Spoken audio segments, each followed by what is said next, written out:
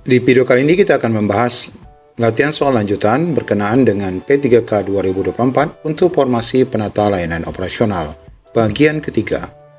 Selamat mengikuti. Sebelum kita lanjut, kami jelaskan bahwa pada soal kali ini kita akan menunjukkan dan memberikan soalan kepada Bapak Ibu. Namun kita tidak memberikan jawaban di sini. Jawaban akan kita berikan di akhir soal. Silakan Bapak Ibu mencoba menjawab secara pribadi dan lihat jawabannya di akhir video. Soal pertama, apa yang merupakan peran penting dari seorang anggota tim? A. Berkolaborasi dengan anggota lain untuk mencapai tujuan bersama. B. Memimpin semata tugas tanpa melibatkan anggota lain. C. Mengabaikan saran dan pendapat anggota lain. D. Bekerja secara independen tanpa berbagi informasi. Dan E. Menghindari tanggung jawab yang diberikan oleh tim. Apa yang merupakan peran penting anggota tim? Jawaban yang tepat silakan nanti Bapak Ibu catat ya. Kita akan cek jawabannya di akhir. Soalan kedua, apa tujuan utama dari teknik-teknik kerja sama tim? A. Meningkatkan efisiensi dan efektivitas kerja tim. B. Meningkatkan persaingan antara anggota tim. C. Mengurangi interaksi antara anggota tim. D. Memusatkan semua keputusan pada satu anggota tim. Dan E. Membagi tugas secara acak tanpa koordinasi. Tujuan utama dari teknik-teknik kerjasama tim. 3. Jika konflik dalam tim diselesaikan dengan solusi yang memuaskan semua pihak, maka metode yang digunakan adalah penyerahan, kolaborasi, penghindaran, kompetisi, pengacuhan. Soal keempat. Salah satu strategi untuk menyelesaikan konflik dalam tim yang melibatkan kompromi adalah A. Kolaborasi, B. Penyerahan, C. Penghindaran, D. Kompetisi, E. Pengacuhan. Jadi ABCD-nya ini mirip dengan yang tiga tadi, tetapi soalannya berbeda. Silakan dijawab. Soal kelima, salah satu teknik efektif untuk mengarahkan tim adalah A. Menetapkan tujuan yang jelas dan terukur. B. Menghindari umpan balik pada hasil kerja. C. Mengabaikan keterlibatan anggota tim dalam perencanaan. D. Memastikan semua keputusan diambil oleh pimpinan. E. Mengurangi kesempatan untuk pelatihan dan pengembangan. Soal keenam, teknik motivasi yang melibatkan pengakuan terhadap pencapaian anggota tim adalah motivasi intrinsik, motivasi ekstrinsik, motivasi berbasis tujuan, motivasi berbasis kompetisi, dan motivasi berbasis insentif. Mana teknik motivasi yang baik? 7. Gaya kepemimpinan yang mengedepankan keputusan otoriter dan pengawasan ketat adalah A. Kepemimpinan demokratik, kepemimpinan transaksional, kepemimpinan transformasional, D. Kepemimpinan karismatik, dan E. Kepemimpinan otoriter. Soal ke-8. Salah satu keuntungan dari kepemimpinan partisipatif adalah A. Mengurangi pengambilan keputusan yang lambat. B. Meningkatkan keterlibatan dan motivasi anggota tim. C. Meminimalkan tanggung jawab pemimpin. D. Mengurangi kebutuhan untuk umpan balik dari anggota tim. E. Menghasilkan keputusan yang lebih baik tanpa konflik.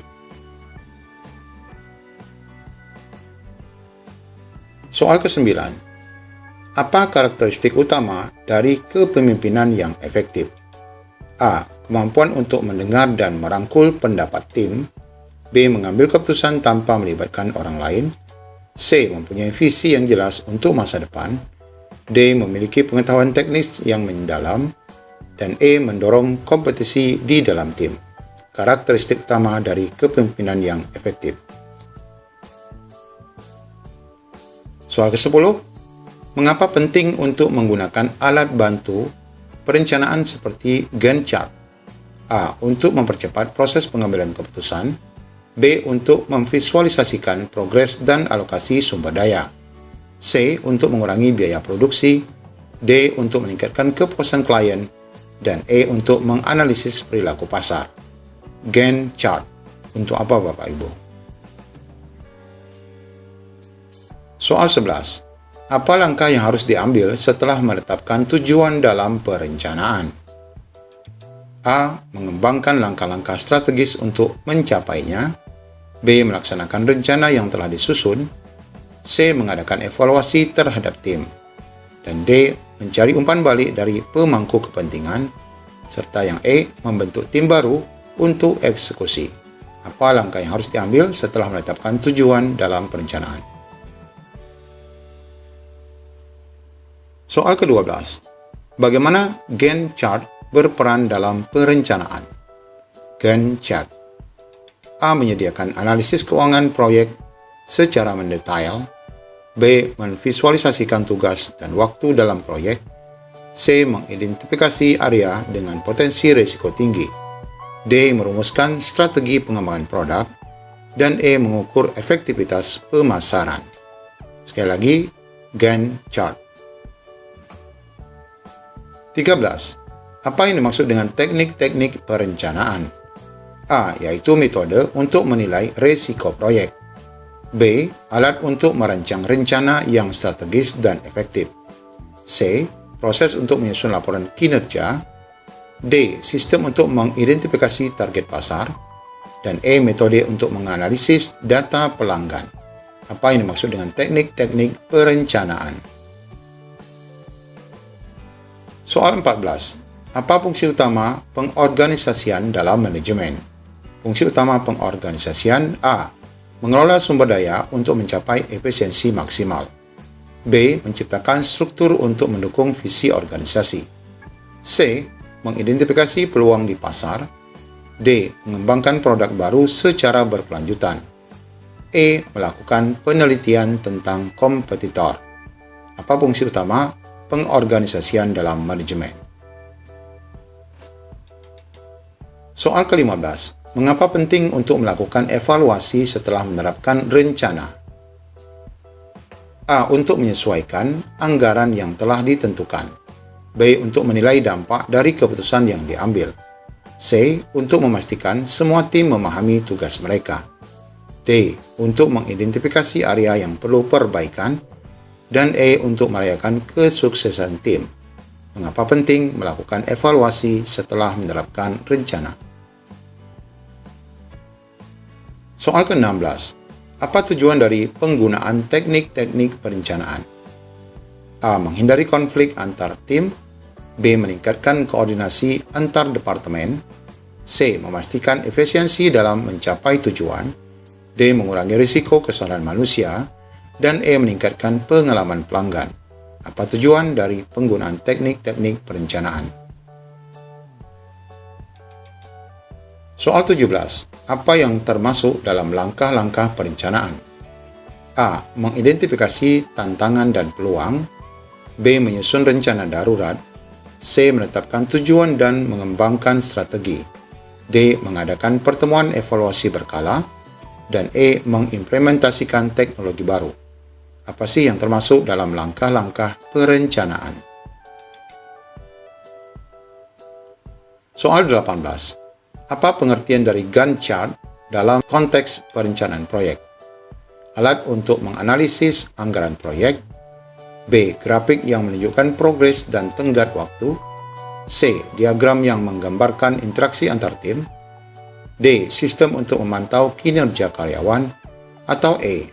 Metode untuk mengevaluasi strategi pemasaran. Gantt chart. Soal 19. Langkah pertama dalam proses perencanaan adalah A. Mengembangkan anggaran.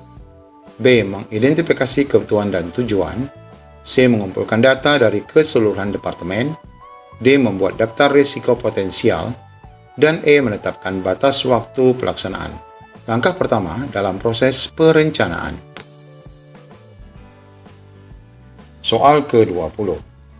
Apa yang menjadi fokus utama dari kebijakan keamanan data dalam sebuah organisasi? A. Meningkatkan produktivitas karyawan. B. Memastikan keandalan dan kerahasiaan informasi. C. Mengurangi biaya operasional secara drastis. D. Mengatur jam kerja pegawai secara ketat. Dan E. Menyediakan pelatihan berbasis teknologi. Apa yang menjadi fokus utama kebijakan keamanan data dalam perusahaan atau organisasi? Berikut adalah jawaban-jawaban dari soalan yang sudah kita sampaikan.